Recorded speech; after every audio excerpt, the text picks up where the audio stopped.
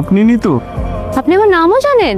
ঢাকা থেকে আসতে এতক্ষণ সময় লাগে? কইছিলি এতক্ষণ? আসার সময় ওরা আমাদের গ্রামটা একটু ঘুরে দেখাতে দেখাতে নিয়ে আসে। ও হচ্ছে আমার বন্ধু হাসান, ও কিছুদিন থাকবে বুঝছো। আসসালামু আলাইকুম। ঠিক আছে, ভালো করছে। ওয়ালাইকুম সালাম।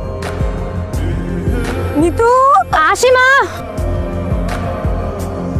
আসছে একটু ভাইয়ের খোঁজ খবর নেবে, তা না জিনিস তোর খোঁজ খবর জানা আমার কোনো দরকার নেই, আমার বই দিয়ে শুনছেন। একটু উঠে খেয়ে নিয়ে বাসায় কথা বলার মতো কোনো মানুষ থাকে না, বই পড়ি। কথা বলার মানুষ পেলে কথা বলতেন? হয়তো। ভাইয়া আপনি আসছেন না খেয়ে যাবেন, এটা কি হয় নাকি? না আজকে আর হবে না, আজকে একটু অন্য ব্যস্ততা আছে। আজকে না, ও আর একদিন আসবো। এই লোকটাকে ওনার সাথে আমার বিয়ে ঠিক হয়েছে।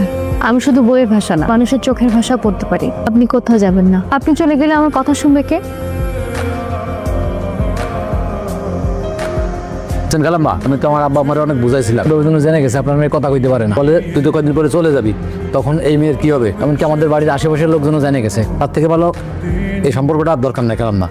হ্যাঁ আমি যাই। সালাম আলাইকুম। তুমি অফলান তো বিয়েটা ভেঙে গেল। মা পেমেন্ট করে দাও মা, কিচ্ছু হবে না মা, কিচ্ছু হবে না। এটা বড় কিছু না মা, ঠিক হয়ে যাবে সব কিছু। আসলে মানুষের জীবনটা ঘটনাবহুল, এখানে সুখ থাকে, দুঃখ থাকে, আবার কিছু ঘটনা মানুষকে নতুন করে বাঁচার আশা জাগায়। আপনি ভেঙে পড়বেন না প্লিজ। আমি কালকেই চলে যাচ্ছি। আমরা মানুষেরা মন থেকে অনেক কিছুই চাই, নিয়তি বলতে একটা কথা আছে। আমার নিয়তি আমাকে এখানে নিয়ে এসেছিল, জানি না সামনে কি আছে। আপনি ভালো থাকবেন, আসি। একটা মানুষের অভ্যাস হয়ে চলে যেতে চাইলে কি তাকে চলে যেতে দেব? আমি একদম ঠিক আছি, আমার গলার স্বরও ঠিক আছে। কি সব বলছেন?